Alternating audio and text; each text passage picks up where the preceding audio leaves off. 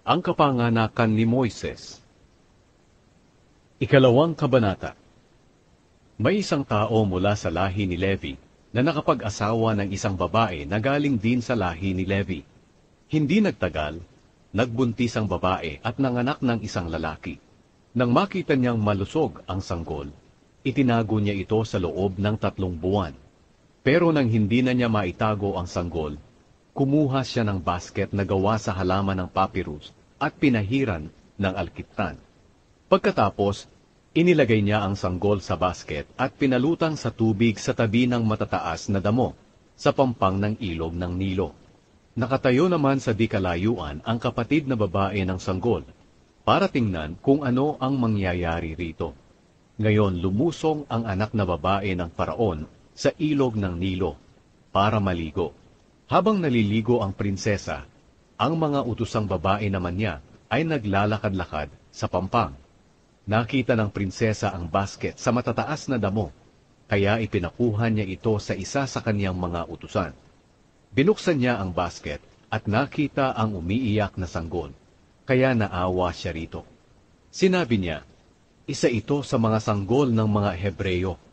Pagkatapos, lumapit ang kapatid na babae ng sanggol sa prinsesa at nagtanong, "Gusto niyo po bang ikuha ko kayo ng isang babaeng Hebreyo na magpapasuso at mag-aalaga sa sanggol para sa inyo?" Sumagot ang prinsesa, "Sige." Kaya umalis ang kapatid ng sanggol at pinuntahan ang kanilang ina at dinala sa prinsesa. Sinabi ng prinsesa sa ina ng bata, "Dalhin mo ang sanggol na ito at pasusuhin para sa akin. Alagaan mo siya at babayaran kita." Kaya kinuha niya ang sanggol at inalagaan.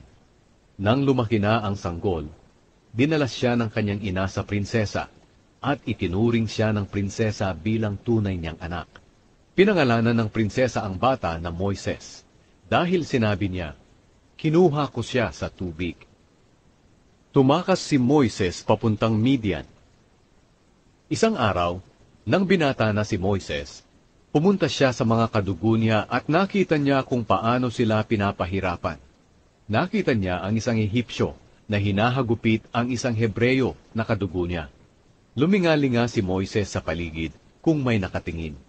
At nang wala siyang nakita, pinatay niya ang Ehipsyo at ibinaon ang bangkay sa buhangin. Kinabukasan, bumalik siya at may nakita siyang 2 Hebreyong nag-aaway. Tinanong niya ang may kasalanan, "Bakit mo hinahagupit ang kapwa mo Hebreyo?" Sumagot ang lalaki, "Sino ang naglagay sa iyo para maging pinuno at hukom namin?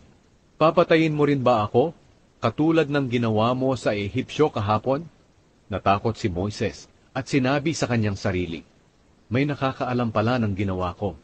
Nang malaman ng Paraon ang ginawa ni Moises, tinangka niya itong patayin. Pero tumakas si Moises papuntang Midian para roon manirahan.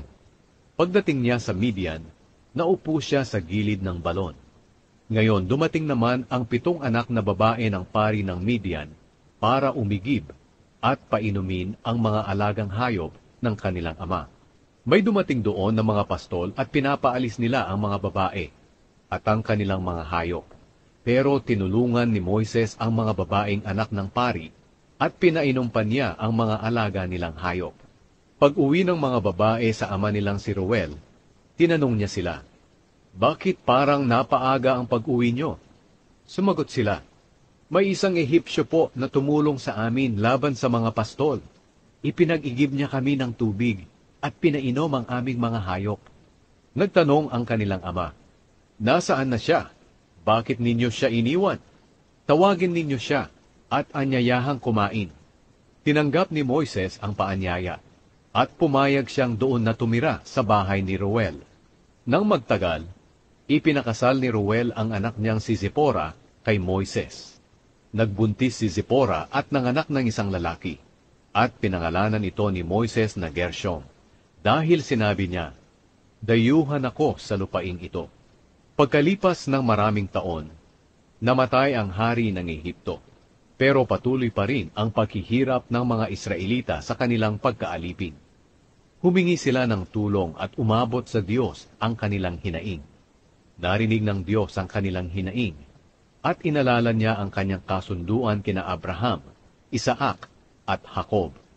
Nakita ng Diyos ang kalagayan nila, at naawa ang Diyos sa kanila.